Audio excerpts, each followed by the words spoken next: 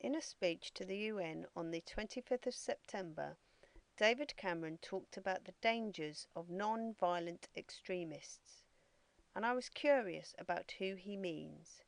Here are some clips from the speech.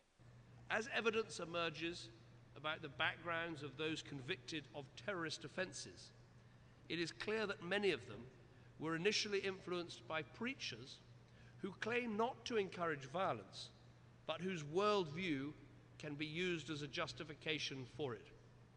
We know this worldview, the peddling of lies, that 9/11 was somehow a Jewish plot, or that the 7/7 London attacks were staged.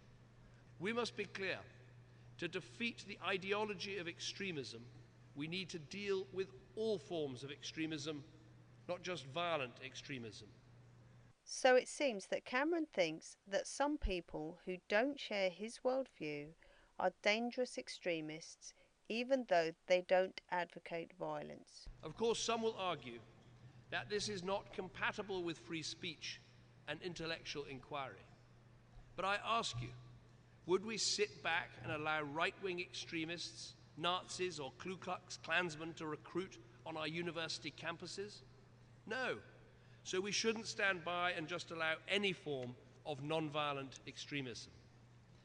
Now, as long as they are in line with his worldview, Cameron is happy to play upon the lust for violence and misleading stories peddled in the mainstream media.